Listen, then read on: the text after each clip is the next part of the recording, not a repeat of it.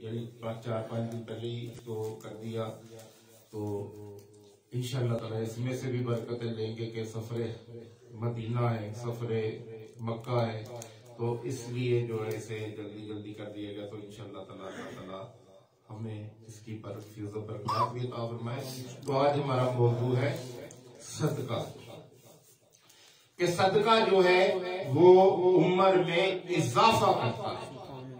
सदका जो है नेकी है, सदका उम्र में इजाफा करता है, सदका जो है बुरी मौत से टालता है, बुरी मौत को टाल देता है, सदका जो है वो उम्र को बढ़ाता है, सदका जो है आफात और बलियात से बचाता है, सदका जो है वो बलाओं को आसमान से उतरने नहीं देता। जब हम इधर से सदका करेंगे तो आसमान से जो बलाएं नाज़र होती हैं, अब देखेंगे लोगों के बहनों गुमान में जो है वो एक चीज बैठ गई है, अगर वो बीमार होते तो कहते किसी ने जादू कराया, अगर उनके कारोबार में कोई बंदिश आती है तो कहते जादू कराया, वो फलां ने कराया था, वो फलां जो ना मेरा वैली था तो उसने जादू करवा दिया। ये कोई नहीं जानता, ये कोई नहीं सोचता कि ये बलाएं आसमान से उतर रही है और हमने इनको रोकना है।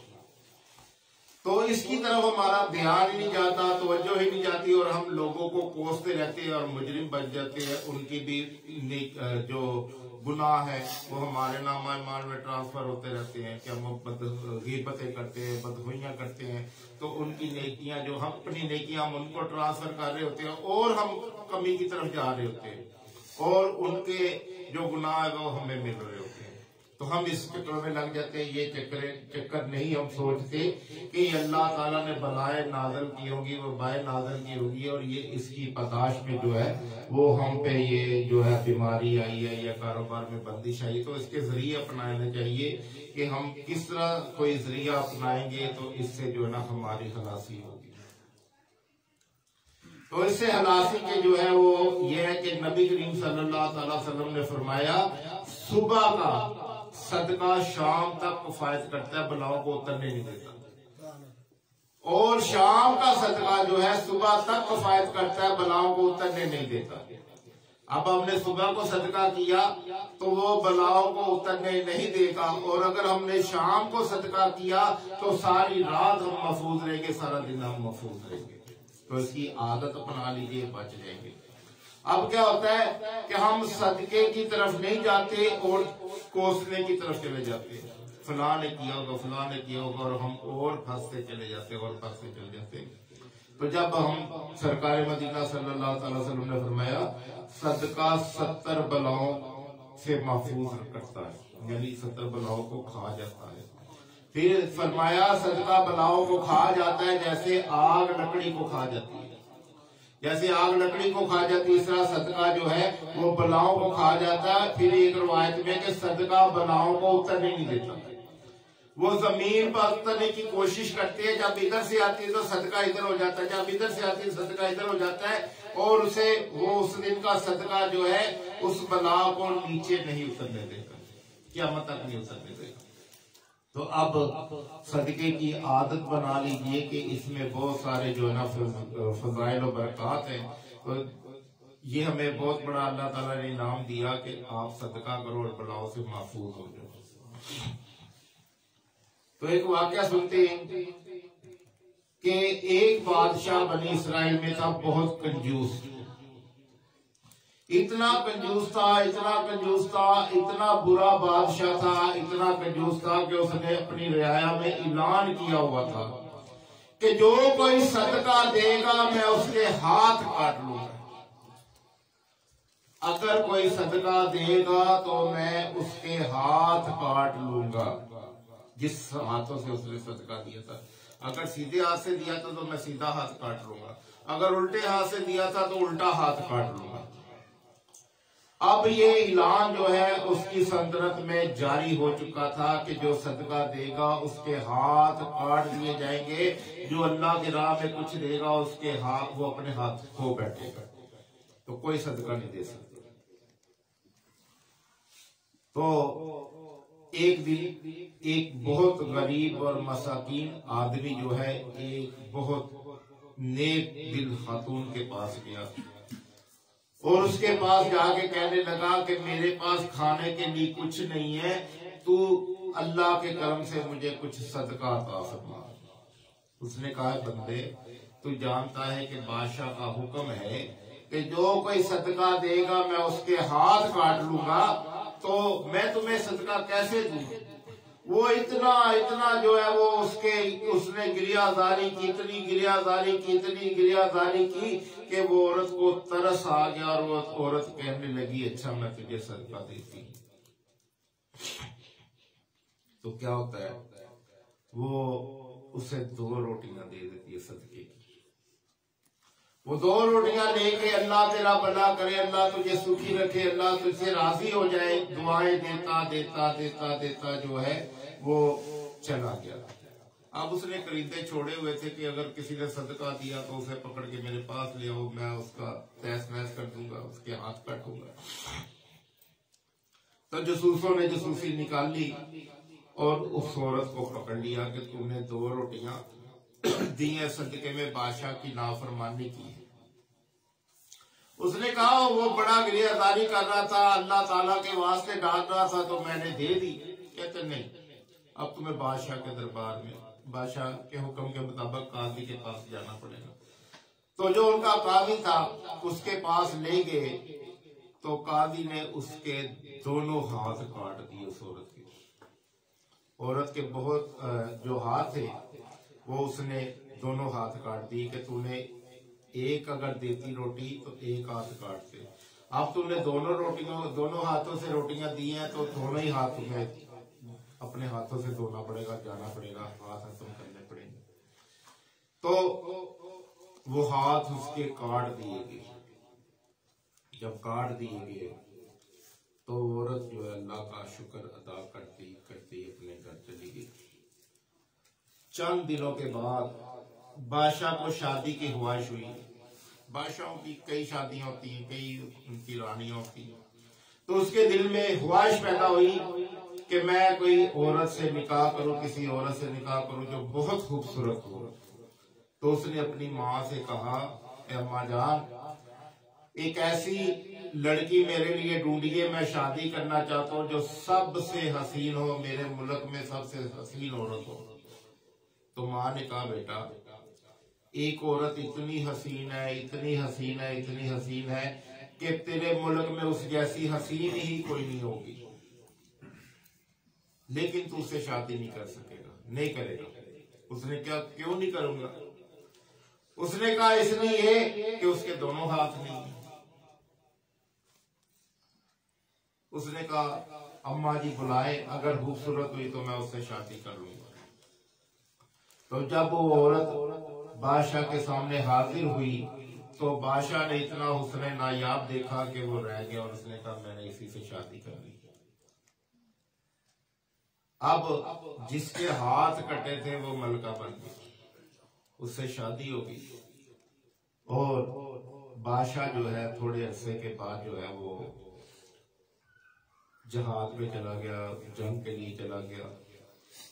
तो वो अपनी बीवी, इस बीवी से बहुत प्यार करता था, इसके अखलाक से वो बड़ा मुतासर था, से बहुत प्यार करता था। और दूसरी जो मलका थी वो इससे बुग़्ज़ रखना शुरू हो गई, इससे जेलसी करना शुरू हो गई और उन्होंने बहाना ढूंढना शुरू कर दिया कि अब जिसे कैसे कुटे लैन लगाए। अब जब बादशाह गया तो वो मलका जो थी वो हामला हो चुकी थी, लेकिन बादशाह को नहीं पता था। तो उसी मुहिम के दौरान उसके घर में बच्चा पैदा हुआ। अब जो मलका थी उन्होंने सिपाहियों के जरिए जो बातें जो है वो बादशाह के पास पहुंचाना शुरू कर दी एजेंसियों के जरिए कि जो तेरी बीवी है ये बहुत खराब है, ये इसने अपना मुंह काला करवा लिया है और इसके घर में बेटा पैदा हुआ। अब तो क्या कहता है कि इसने तेरे बाद मुंह काला करवा के बेटा भी पैदा कर लिया है, तो अब क्या होना चाहिए? तो उसका दिल जो है वो खराब करना शुरू कर दिया, खराब करना शुरू कर दिया। तो उस बादशाह ने हुक्म दिया, अपनी माँ को हुक्मनामा भेजा कि जैसा ही मेरा ये हुक्म आए तो इस औरत को, ये गंदी जलील औरत जो है, इसको मेरे महल से बाहर निकाल दो और जंगल में छोड़ दो, और इसका जो बच्चा है उसको इसके गले में कपड़ा डाल के, इसके गले में जो है ना कपड़ा डाल के, तो बच्चा उसमें डाल दो, बच्चा भी इसके साथ ही कर दो, और गले में पटका डालो और पटके में बच्चा डाल दो, और ये इसे घर से निकाल दो, महल से निकाल दो और जंगल में छोड़ो। तो क्या होता है कि वो बच्चे को उसके गले में डालते हैं, कपड़ा लपेट के उसके गले में बच्चा डाल देते हैं। अब वो औरत जो है वो अल्लाह का शुक्र अदा करती करती कि या अल्लाह, पहले तूने मेरा हाथ काटा, तेरा शुक्र है, फिर तूने मुझे मलका बनाया, तेरा शुक्र है, अब तूने मुझे मलका के ओहदे से भी फारग कर दिया और मुझे जंगल बियाबान में डाल दिया, तेरा शुक्र है। अब वो और शुक्र गुजार हो गई। जब औरत और शुक्र अदा करने लगी, अब वो भूखी प्यासी थी, जंगल में उसे कुछ भी नहीं मिल रहा था और उसके हाथ भी नहीं थे कि वो अपने बच्चे को दूध ही पिला सके, अपने बच्चे को संभाल सके। तो अब वो कभी अल्लाह की तरफ देखती और कभी जंगल को देखती। अब क्या होता है कि थोड़ी दूर उसे प्यास भी महसूस होती है, भूख भी महसूस होती है, और खाने के लिए कुछ भी नहीं होता, पानी भी नहीं होता। थोड़ी दूर निकलती है तो आगे एक नहर बह रही होती है, तो वो जो है पानी पीने के लिए झुकती है। अब उसके गले में उसका बच्चा था, वो कपड़े में लिपटा हुआ था, बच्चा था। तो वो अब जब पानी पीने के लिए नीचे झुकती है तो बच्चा नहर में गिर जाता है।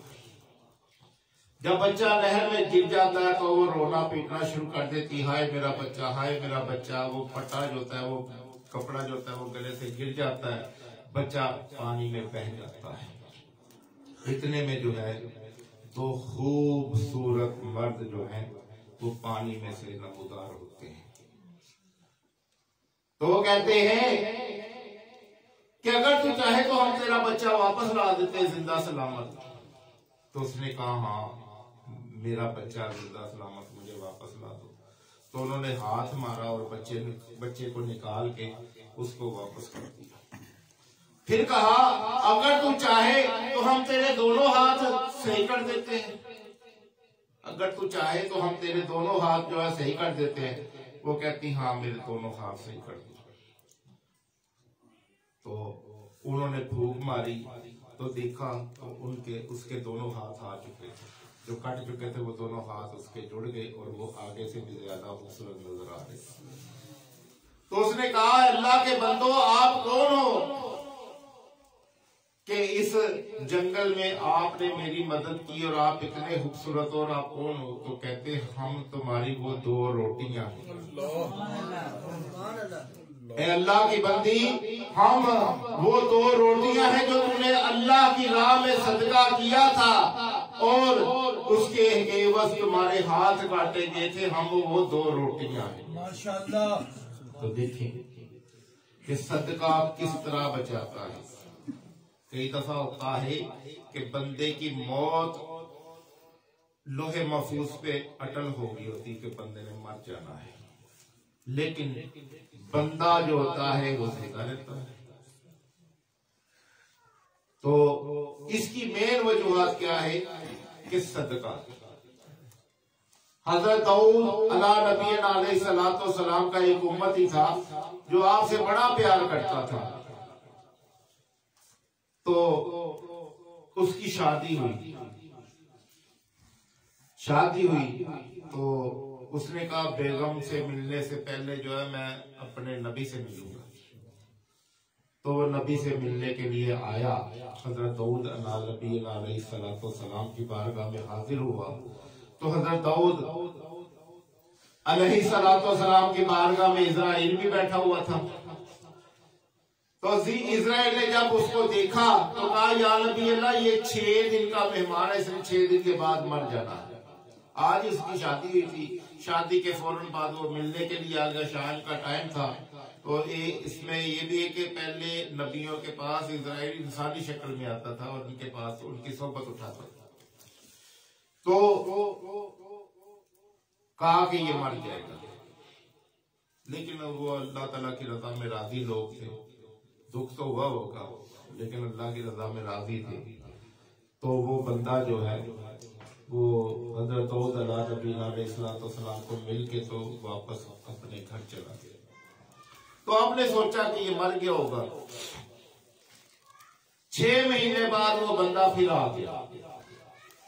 तो इत्तफाकन उस वक्त भी हजरत दाऊद अलैहिस्सलाम की बारगाह में इजराइल जो है बैठे हुए थे। तो कहा, इजराइल तुमने तो कहा था कि ये 6 दिन के बाद मर जाएगा, ये तो पूरे 6 महीने हो गए, ये मरा ही नहीं। तो अर्ज की, या नबी अल्लाह, जब ये आपकी बारगाह में आया था इसकी जिंदगी 6 दिन थी। मैं लोहे महफूज पे मैंने देख लिया कि 6 दिन बाद मैंने इसे जो है वो हलाक करना है, इसकी जान निकालनी है। लेकिन जब ये आपके पास से दुआ सलाम लेके निकला, बरकत की दुआ लेके निकला, तो क्या हुआ कि इसके पास ज़कात के 6 दिनार थे। इसके पास ज़कात के 6 दिनार थे। आगे एक फकीर मिला, इसने वो 6 के 6 दिनार जो है फकीर को दे दिए ज़कात के। अब उसने सदका नहीं किया, ज़कात लुटाई, जो उसके हिस्से में ज़कात बनती थी उसने लुटाई। तो अब क्या होता है कि वो अल्लाह ताला की बारगाह में फकीर दुआ करता है, इधर सदका देता है, वो दुआ करता है अल्लाह ताला भला करे, अल्लाह तेरी उम्र में इजाफा करे। तो क्या होता है कि अल्लाह ताला 1 के बदले 10, यानी 1 दिरहम के बदले 10 साल बढ़ा देता है और 60 साल उसकी उम्र में इजाफा फरमा देता है, फिर इसके ऊपर और कर्म करता है। तो 10 साल और मजीद बढ़ा देता है। तो फरमाया कि अब ये जो है 70 साल जिएगा। कहाँ 6 दिन थे और बोनस कितना मिल गया, पूरे 70 साल का। तो ये बोनस है, जितना मर्जी लेते जाए, जिंदगी बढ़वाते जाए, बुरी मौत से ये टल जाता है काम। बुरी मौत आने वाली होती है, हादसात लिखे होते हैं, इसने बुरी तरह मरना है, ट्रेन के नीचे आना है, बस के नीचे आना है, हादसाती मौत में मरना है, वो सारे टल जाते हैं सदके की बदौलत। तो अपनी आदत बना लीजिए कि इंशाअल्लाह अज़्ज़ा वजल जो है वो हम सदका खैरात करते रहेंगे और खुशियां अपने घर में लाते रहेंगे, बरकतें अपने घर में लाते रहेंगे। जब आप के पास गुर्बत हो, अफलास हो, परेशानी हो, घर में खाने के लिए कुछ ना हो, तो आप सदका देना शुरू कर दें। जब सदका देना शुरू कर देंगे अल्लाह ताला आपको लौटाना शुरू कर देगा। आप 1 रुपया सदका करेंगे अल्लाह 10 रुपया अता फरमाएगा। अगर आप 10 रुपये सदका करेंगे अल्लाह 100 रुपया लौटाएगा और 70 आखिरत के लिए आपके लिए जमा कर देगा। तो आज ये जो पूरा निजाम है, जो पूरे कद से जो खड़ा हूं, ये तेरा है करम, मुझको झुकने नहीं देता है सहारा तेरा। आज ये जो आप देख रहे हैं कि कहाँ मैं और कहाँ ये अर्ज़े मदीना, तो ये सारा कुछ जो है सदका हिरात की बदौलत है कि दुखी दिलों के चैन के लिए कुछ ना कुछ किया जाए, उनको खाने के लिए कुछ प्रोवाइड किया जाए, कुछ मेहमान नवाजी की जाए, ये सारी ही सदके की नीयत है। और सबसे बेहतर जो सरकार मदीना सल्लल्लाहु अलैहि वसल्लम ने सदका फरमाया, वो फरमाया कि अपनी वालिदैन के ऊपर खर्च करना। ये सबसे बेहतरीन सदका है जो अपने वालिदैन के ऊपर खर्च करता है। सदका ये नहीं कि वो बला है, हम उसको बला समझ लेते हैं, सदका बला नहीं। जो भी नेकी है ये सारा सदका है। सरकार ने फरमाया जो भी नेकी है सदका है।